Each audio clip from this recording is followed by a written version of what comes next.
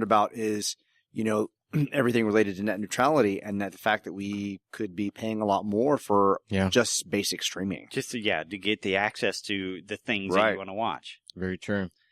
I think what I get ultimately afraid of is that networks like Sci-Fi, and I've not watched any of this new Superman TV show, but it looks... It's actually been pretty good. Krypton, it looks horrible. No, it's actually been surprising.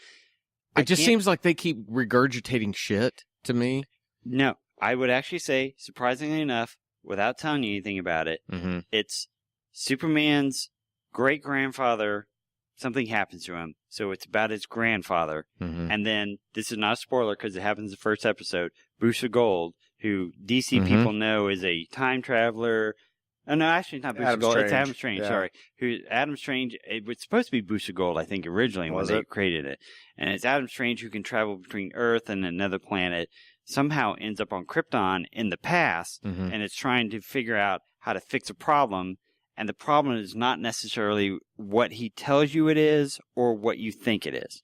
That's all I'm going to tell you without telling you anymore. I'm still not very interested in watching it. I have a problem with shows that are prequels to familiar content. I can understand that. Because it's kind of like when they came out with Gotham. It's not the journey, it's the destination. And it's, we're doing all the dances around Bruce Wayne without actually having Bruce Wayne as Batman. Right. Or Joker that's not Joker. I wasn't a super fan of the Caprica series that they did related to Battlestar Galactica. Because I liked it. But I didn't love it. I liked it. But they do these, the Krypton, for example, we're doing this like, are we eventually going to get Superman? Or are we eventually we're going to morph this reality in such a way that we can give you those teases, but we can never actually go there? Kind of like at Smallville when he never really donned the costume until like. But the good thing I think about Krypton is that they're not saying we're doing this with Superman's dad. They're going back 200, 300 years before this. So not saying, all right, what happens when, Jor-El screws up and doesn't send Kal-El to Earth? It's about what happens when Brainiac shows up to take Kandor, and do we let him take Kandor or not? But we had a moment most recently in Action Comics in which Booster Gold took Superman back in time and had an entire moment with Zod. And so I guess I'm a little leery of building these universes and things. I would rather see something set in the future than in the past. I would rather see something set with something we're not familiar with. The past, to me, just is supposed to move into what we're familiar with. Let's be honest. The reason we do the past is because it's already there. The things are set there. You do in the future because you can create new things, but that's not guaranteed. I think in the past, you've got the Lone Ranger's grandfather. Let's figure out what happens with him that makes him the Lone Ranger. That means you end up with the Lone Ranger. To an extent, I kind of agree with that. I don't have a problem with the idea of a prequel, so long as you're going back so far that it doesn't necessarily change the events of what I'm being a prequel to. It's not Batman's dad. And it's not... The Star Wars prequels are boring because we've already basically all figured out by watching this what Darth those Vader events is going to become a bad guy. Now, the Star Wars prequels were kind of a set structure leading to something that we know. Krypton is new continuity of something that happened in the past that may never actually lead to stuff that we already know. Right. And that's why I'm not okay with it. It's almost like they did the Star Wars game, The Knights of the Old Republic. That is interesting to me because you're creating a folklore that establishes before. Using the prequels as an example, you can tell that story if you're a great filmmaker that can find a way that beats all of our expectations and actually pulls it off, which George unfortunately could not do. Obi-Wan has an affair with Amidala, it would be something like that. It would be a Vader, true That's reason. why Vader gets so mad and wants to destroy them. Right. And then you find out Luke and Leia aren't actually Skywalker, or maybe just Luke. Who knows? There's something to tell there, but that he wasn't a brave enough storyteller to tell it. I suppose for me, Star Wars is a little bit different because we had it established. This is we're going to here's point B and C, and we're going to go back to point A to get you to B.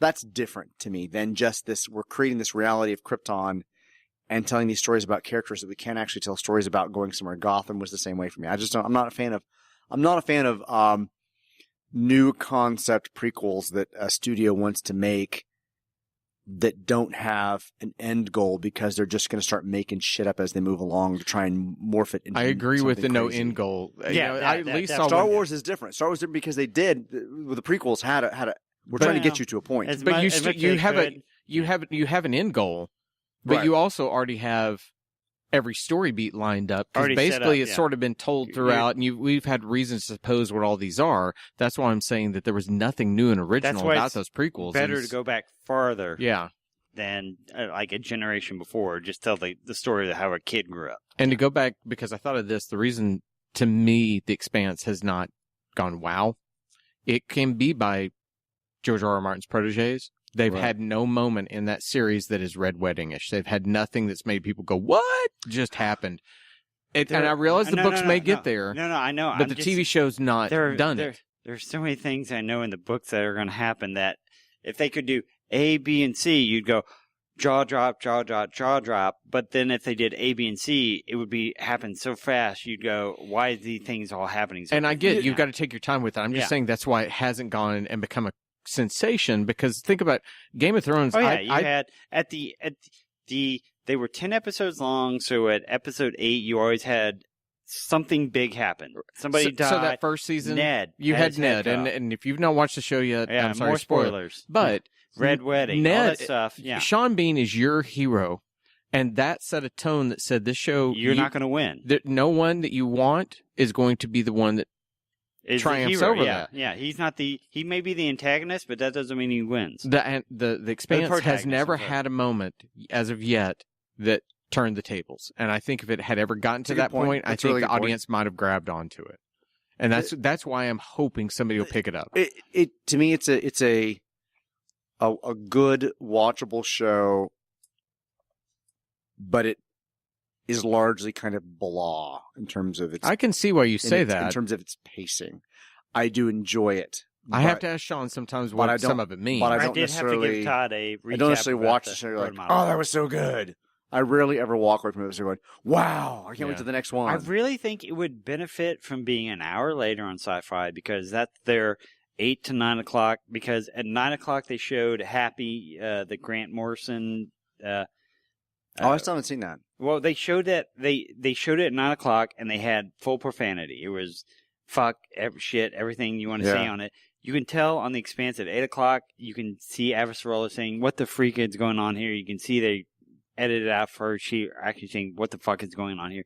Put it on. She's the best actor. For that she's a great actress, but I have to turn on closed captions all the time because I can't understand her. She's perfect for that character, though. I mean, have you read the books? They found the right. Put it the right time frame. So he tells me all about it, and I'm like, wow. Put it on the right channel so that it is violent, so that it is. She sounds exactly like that. She should. The person in the book. Because every word out of her mouth is supposed to be fuck, cunt, piss, shit. She doesn't care. I mean, I can't wait for all the beeps on this. I was about to say, I'm not beeping any of them, but that may be our first C-bomb that we've ever had on the show. She doesn't care. I mean, her talking aggressively is putting other people down so that she puts herself in a position of power, so that she is always keeping people off guard. And when she's talking about the freaking universe instead of the fucking universe, it's not quite the same influence. Yeah. See, now I'm going to have to read those damn books. I was holding off because I wanted to watch it on the show. And there are characters, I mean, they have totally rejiggered the timeline for this. Really? Where a character that showed up in this season didn't show up for what would be in books 3 or 4 books later, when certain things happen that we haven't found out yet with the proto-molecule. And so they've kind of mixed things up. So I don't know what their grand plan with it was versus if it had kept on going with Sci-Fi. It'll just be. But Sci-Fi also canceled the Magicians too, didn't they? No, it's getting another season. Oh, I thought they canceled the Magicians too. No, it's getting another season. I watched a few of those, and that was all right. And it's the That's Magicians kind of what I thought. is Harry Potter. If everybody could fucking curse and have sex, I can watch it if I play phone games. And Harry Potter. Richard's review on Rotten Tomatoes. I was playing phone games and I didn't turn it off. Kinda. Yeah. I like that. But I like the Magicians. I do. It's okay. I wasn't dying for it. There are things that I will yell at the TV saying, "Why are you being TV stupid?"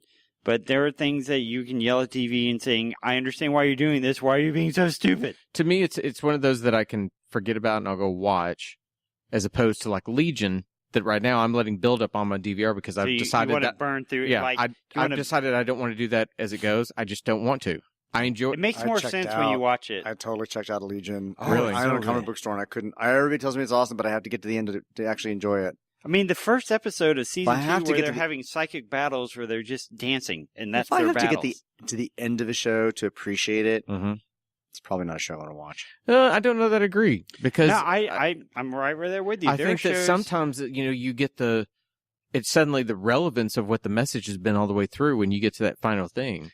Think about it this way. There are comics that when you read them individually don't make sense. When you read them as a series, I understand what he was doing in issue 1 and it now makes sense in issue 6. I think that's what Legion is, where when you watch it, sometimes you go, what is going on? And then at the end of it, when you go, now at the end, I know what they were doing at the beginning because that person wasn't supposed to really be there. Maybe but I think what I've gleaned from this particular podcast is the fact that I don't like TV.